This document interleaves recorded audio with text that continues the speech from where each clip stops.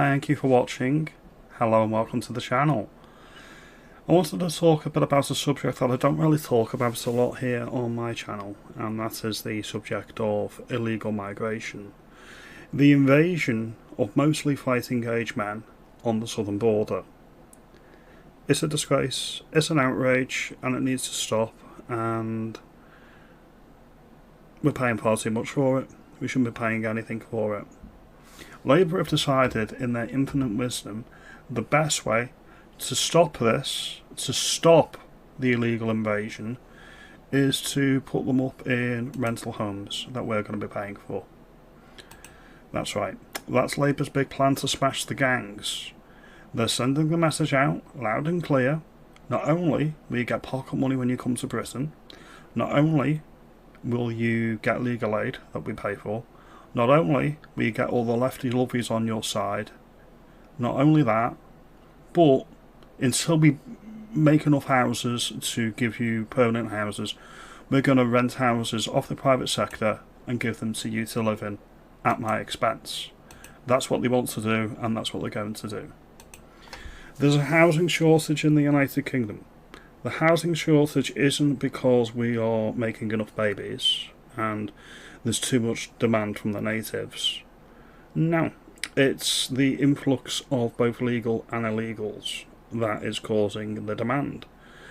And I mentioned this last year in a video, that they're going to be buying up and they're going to be renting out all of these private properties long term, that are going to push house prices up, they're going to push rental prices up, and people, the students and student accommodation, their rents are going to be going up as well. And it's all because of this.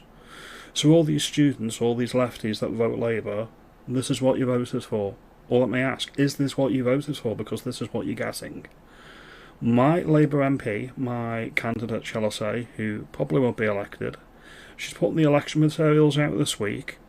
We've removed 19,000 illegals. That's misleading, and that is why most politicians are as bent as a 10-bob note. One of these puppies. A 10-bob note. I actually have one. There you go. 10-bob note. Oh, upside down. 10-bob note. 10 shillings. Alright. 19,000. They may have gone. That's a drop in the bucket. I would say it's more like 4 million that needs to go. Any illegals that come over in the boats need to be sent to like a prison island. Something like Alcatraz in the Scottish Hebrides, or somewhere that's uninhabited. Not my problem, I don't care. Nobody gets indefinite leave to remain that comes over on a small boat. This small boat crisis only started with Brexit. The problem of illegal migration has always been there, let's be clear. It was always out of sight, out of mind. They used to come over on the lorries, they used to come over on the vans from the continent over to Britain. But it wasn't as visual, it wasn't as striking as seeing all these men come over in all these little rubber dinghies. That looks far, far worse. And it's the same with the hotels. Spending 5 million, 6 million, 7 million pounds a day on hotels looks bad, and it sounds bad. Word to the wise politicians, it sounds bad because it is bad. So when we get literature through the door saying we're securing our borders, you're not. The people that you're deporting are overstays. They're not people that are coming over on the boats. They are people that were on student visas, for example, and they're getting told to leave. And that's the type of people that you're removing. Let's be very, very clear on that. Alright? If all the illegals were gone, it'd be similar to this situation in America.